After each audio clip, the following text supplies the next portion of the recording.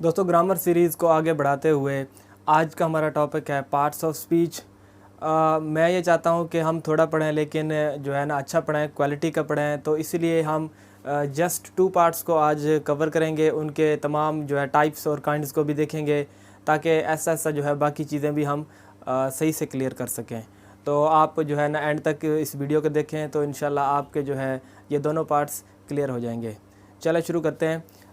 Parts of speech में आज हम डिस्कस करेंगे नाउन, प्रोनाउन और इनके काइंड्स को।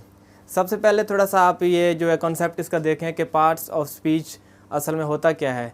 देखें, अब इसके नाम से ही जो है पता चल जाएगा कि स्पीच मतलब जो हम बोलते हैं, जो बात हम करते हैं, जो भी कन्वर्सेशन हम करते हैं, तो उसका ग्रामर से कोई ना कोई ताल्लुक़ ज़रूर होता है उन वर्ड्स का। तो हमने पार्ट्स ऑफ स्पीच में देखना ये होता है कि कौन से वर्ड का ग्रामर के किस पार्ट से ताल्लुक़ है। तो इस तरह जो है हम इसको डिवाइड करके चीज़ें देखेंगे कि जो है कौन सा वर्ड ग्रामर के किस पार्ट से है। चलें, सबसे पहले नाउन। नाउन सिंपली दुनिया में कोई भी चीज़ है तो उसका कोई ना कोई नेम तो ज़रूर होता है। तो उस चीज़ का जो है हम उसको नाउन कह सकते हैं इंग्लिश ग्रामर में, ठीक है। यानी कि दुनिया में अगर कोई भी चीज़ आई है उसका हमने कोई ना कोई नेम रख ही दिया। जैसे इंसान है, कोई हैवान, कोई चीज़ या बेजान जानदार कुछ भी, तो उसका कोई ना कोई नेम है, तो उस नेम को हम क्या कहेंगे? नाउन। अब इसके पार्ट्स को देखते हैं। इसके जो है ना सबसे पहला कॉमन नाउन। कॉमन नाउन वो चीज़ जो आम मीन्स को कॉमनली हर जगह पे अवेलेबल हो सकता है। जैसे कि फॉर एग्जांपल मोबाइल, टीवी या इस तरह की कोई भी चीज़ें, चेयर्स, फ़ैन, ऐसी कोई भी चीज़ जो अवेलेबल है हर जगह पे, कहीं पे भी आपको मिल जाएगी, वो क्या है? Common noun. Proper noun. Proper noun वो चीज़ है जो स्पेसिफ़िक, ख़ास जो है उसका जो हम ये नहीं कह सकते कि हर जगह पे हमें वो मिल जाएगा। तो वो एक स्पेसिफ़िक जगह पे स्पेसिफ़िक जो है वो कोई शख्स भी हो सकता है, कोई चीज़ भी। फॉर एग्ज़ाम्पल जैसे पाकिस्तान अब दुनिया में एक ही है, तो और जगह पे तो आपको नहीं मिलेगा। जैसे फॉर एग्ज़ाम्पल इमरान खान। अब इमरान खान जिसकी हम बात कर रहे हैं वो एक ही है, वो और कोई नहीं हो सकता। अगर हाँ, इस नेम के बहुत सारे होंगे, इमरान खान नाम के बहुत सारे होंगे, लेकिन हर बंदे की अपनी अपनी जो है पर्सनैलिटी है, जो मीन्स कि यूनिक है हर कोई। तो हर वो चीज़ जो यूनिक है उसका कोई और जो है ना उस जैसा और कोई चीज़ नहीं है, तो वो हमारा कौन सा नाउन होगा? Proper noun. तो आप जैसे नेम सारे जितने भी लोग हैं तो वो सारे प्रॉपर नाउन ही हैं, क्योंकि उनका और कोई जो है ना कॉपी नहीं हो सकता, यूनिक हर कोई अपने आप में है। Got it? आई होप कि ये कॉन्सेप्ट आपको समझ में आ गया होगा, प्रॉपर नाउन क्या होता है और कॉमन नाउन क्या होता है। कॉमन नाउन जो हर जगह पे अवेलेबल है, मतलब उसके जैसी और भी चीज़ें हैं। कॉमन नाउन प्रॉपर नाउन वो जो उसके जैसा और कोई चीज़ नहीं है, वो यूनिक एक ही चीज़ जो है एट द टाइम आपको मिलेगा। अब आगे बात करते हैं कलेक्टिव नाउन। कलेक्टिव नाउन वो होते हैं जो डिफरेंट चीज़ों को हम जब एक ही वर्ड से हम अगर जो है ना उनका नाम ले लें, यानी कि वर्ड एक है, उसके अंदर चीज़ें बहुत सारी हैं, तो वो हमारा वर्ड जो होगा वो कलेक्टिव नाउन है। एग्जांपल से समझ में आ जाएगा, जैसे आर्मी, टीम, क्लास। अब देखें, आर्मी एक ही वर्ड है, लेकिन उसके अंदर कितने सारे सोल्जर्स होते हैं। क्लास में बहुत से स्टूडेंट्स होते हैं, एक ही वर्ड यूज़ करते हैं हम, क्लास। इस तरह टीम में 11 प्लेयर्स होते हैं, लेकिन एक ही वर्ड हम यूज़ करते हैं, टीम। Got it? नेक्स्ट है एब्स्ट्रैक्ट नाउन।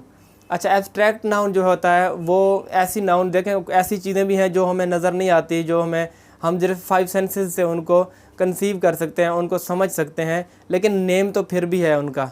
जैसे कि ईमानदारी, ऑनेस्टी, लॉयल्टी, वफ़ादारी, ट्रूथ, सच्चाई, ट्रूथफुलनेस। अब देखें, अब ये तो नहीं हो सकता कि हम उनको जो है क्वांटिटी या क्वालिटी के हिसाब से देखते हैं कि भाई इतने किलो ईमानदारी है इसके पास, तो ऐसा नहीं होता। लेकिन एक चीज़ है जो हम सिर्फ फील कर सकते हैं, महसूस कर सकते हैं, लेकिन नेम फिर भी उन वर्ड्स के होते हैं, उन चीज़ों के होते हैं। तो उनको ऐसे नाउन्स को हम क्या कहेंगे? Abstract noun. जैसे एग्जांपल भी मैंने दिया कि honesty, love, faith. I hope कि एब्स्ट्रैक्ट नाउन आपको क्लियर हो गया होगा। चलो नेक्स्ट हम देखते हैं material noun.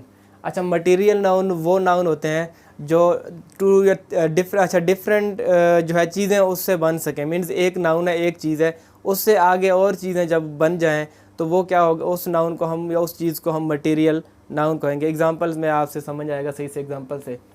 For example wheat, गंदम, वुड लकड़ी, आयरन लोहा। अब देखें आयरन से कितनी सारी चीज़ें मेटल की बनती है और वुड लकड़ी से आप फर्नीचर बनाते हैं, चेयर्स जो है और भी बहुत सारी चीज़ें हम बनाते हैं। और वीट गंदम से आगे जो है आटा और जो है और भी बहुत सारी ब्रेड वगैरह ये चीज़ें बनती हैं। Got it. तो ये वाले जो हैं कौन से होते हैं नाउन, मटेरियल नाउन, जिनसे मज़ीद आगे चीज़ें बन सकें। आई होप ये क्लियर है।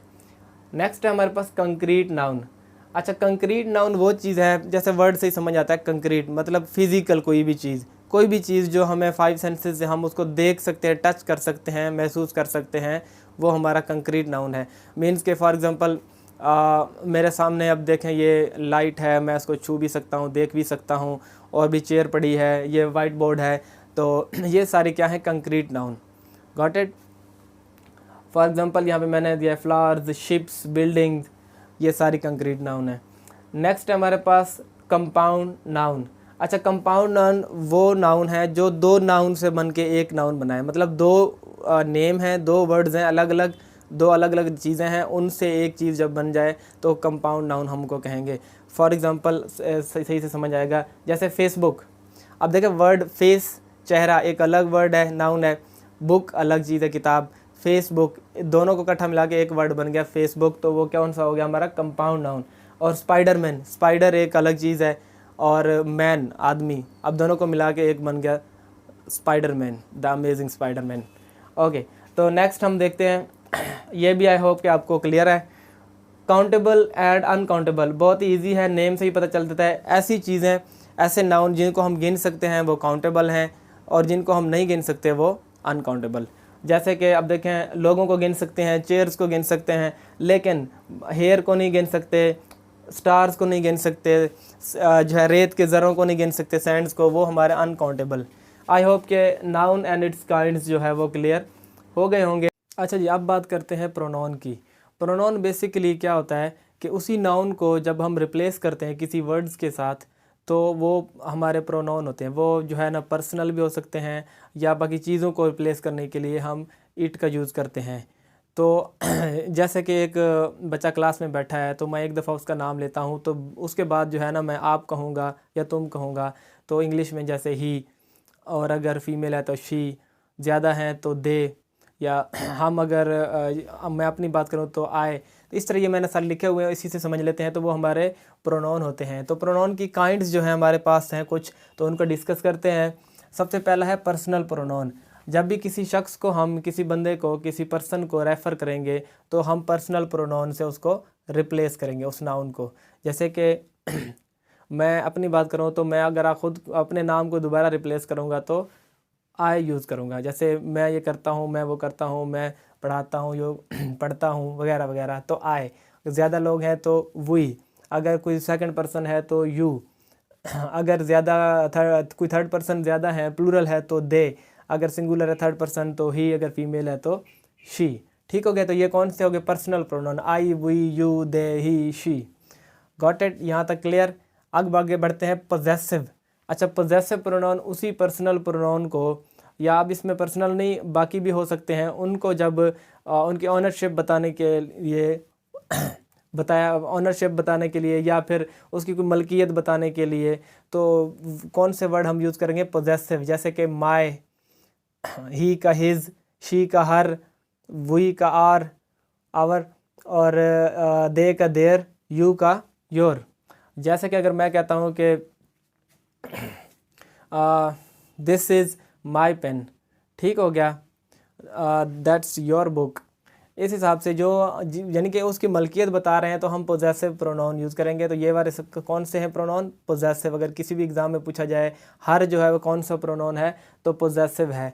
ठीक हो गया, माई, हिज, आर, देयर, योर, तो पोजेसिव प्रोनाउन। आगे बढ़ते हैं रिफ्लेक्सिव। रिफ्लेक्सिव जो है ना उसी प्रोनाउन को रिफ्लेक्ट करता है। मतलब जैसे कि फॉर एग्ज़ाम्पल मैं अपना काम खुद करता हूँ, I do my work by my self. ठीक हो गया। इसी तरह अगर किसी और के लिए मैं यूज़ करूँ तो योर सेल्फ, देयर सेल्फ। ठीक हो गया। अगर ज़्यादा है तो सेल्व्स आएगा। Got it, their selves, our selves. ठीक होगा। अगर यू है सिंगल तो योर सेल्फ, ज़्यादा है तो योर सेल्व्स। Got it. तो बेसिकली क्या होता है, अगर जो है ना किसी चीज़ को उसी रिफ्लेक्ट करने के लिए ये, ठीक हो गया, उसी प्रोनाउन को रिफ्लेक्ट करने के लिए अगर यूज़ किया जाए तो रिफ्लेक्ट से आप याद रखेंगे रिफ्लेक्सिव नाउन, ठीक हो गया, रिफ्लेक्सिव प्रोनाउन। अच्छा जी, ये यहाँ से आपको अंदाज़ा हो जाएगा सेल्फ या सेल्फ वाले जो भी आ जाएं वो कौन से होंगे, रिफ्लेक्सिव प्रोनाउन। नेक्स्ट है इंडेफिनिट। अच्छा, इंडेफिनिट का मतलब होता है कि अनक्लियर, जब किसी चीज़ का हमें क्लियर जो ना पता हो तो इंडेफिनिट होता है वो। तो इंडेफिनिट के लिए मैं आपको ट्रिक बताऊंगा, तो आप कोई भी कहीं पे भी आ जाए वर्ड जो है ना, आप इजीली इंडेफिनिट प्रोनाउन को जो है ना ढूंढ लेंगे। देखें, जब भी किसी वर्ड के साथ वन एंड में लगा हो, बॉडी लगा हो या थिंग लगा हो तो वो इंडेफिनिट प्रोनाउन होगा।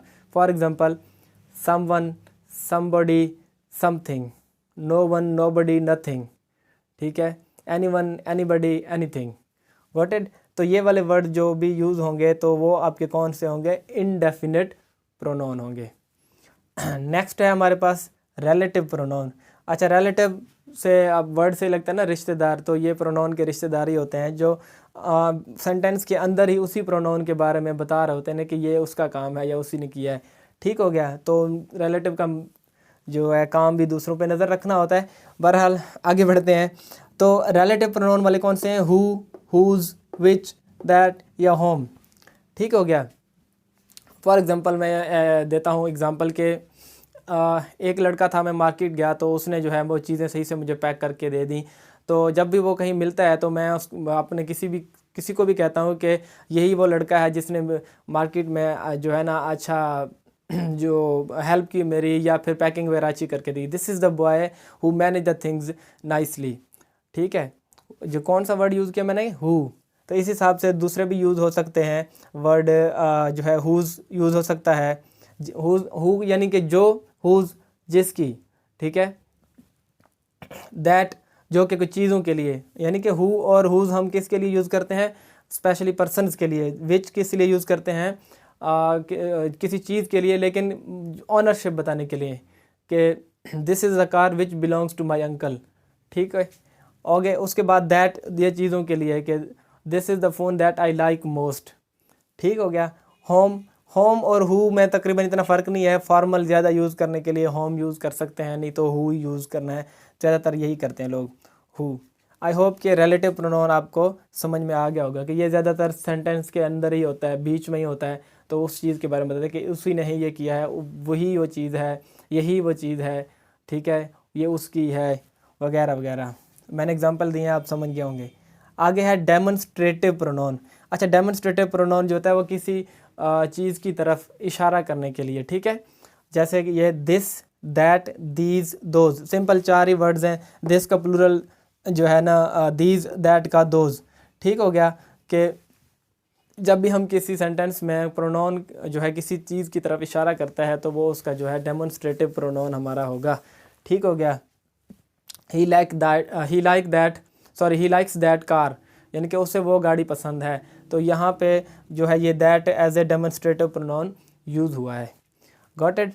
आगे बढ़ते हैं डिस्ट्रीब्यूटिव। अच्छा जी, डिस्ट्रीब्यूटिव जो होता है वो जो प्रोनाउंस जो हैं डिफरेंट, उनको वन बाय वन मेंशन करने के लिए, रेफ़र करने के लिए हर एक को, तो ये यूज़ होता है। जैसे कि वर्ड है ईच, ईदर, नीदर, ठीक हो गया। Each, either, neither. Each of the boys will bring a gift, ठीक है, आप में से हर एक गिफ्ट लेके आएगा, ठीक है। सबको मेंशन किया है, ईच वर्ड यूज़ कर दे, डिस्ट्रीब्यूटिव प्रोनाउन, यानी कि उनको डिस्ट्रीब्यूट कर दिया, ठीक है। आगे जैसे ईदर है, ईदर मैंने इनमें से कोई नहीं। Either of the boys, either of you are not allowed, आप में से कोई भी एक अलाउड नहीं है। Neither of you paid the bill, आप में से किसी ने भी बिल अदा नहीं किया, ठीक है। अच्छा जी, इंट्रोगेटिव प्रोनाउन, आखिरी इंट्रोगेटिव प्रोनाउन जो है वही वर्ड है हु, हुज, विच और होम, ये वाले वर्ड हैं। तो अब थोड़ा सा कन्फ्यूजन की ज़रूरत नहीं है कि आप कहेंगे कि रिलेटिव प्रोनाउन में भी हु, हुज, विच, दैट वगैरह यही है वर्ड इधर भी। तो इसका बेहतरीन सा ट्रिक ये है कि आपने ये याद रखना है कि जब ये इंट्रोगेटिव होंगे तो ये शुरू में लगेंगे सेंटेंस के, ठीक हो गया। रिलेटिव जब होंगे तो कभी भी शुरू में नहीं आएंगे, वो सेंटर में आएंगे, ठीक है। ये वर्ड्स अगर सेंटर में है तो रिलेटिव प्रोनाउन, अगर ये शुरू में ही लग गए तो ये कौन से प्रोनाउन हुए, इंट्रोगेटिव प्रोनाउन हो गए, ठीक हो गया। जैसे हु आर यू, तो ये इंट्रोगेटिव प्रोनाउन हो गया, ठीक हो गया। आई होप कि यहाँ तक आपको ये चीज़ें क्लियर हो गएंगी। इसके अलावा भी अगर आपकी कोई क्वेरी है तो आप जो है अपना कमेंट बॉक्स में मुझे बता सकते हैं। इंशाल्लाह नेक्स्ट पार्ट के साथ हम दोबारा जो है ना एक नई वीडियो बनाएंगे। तब तक के लिए खुदा हाफिज़।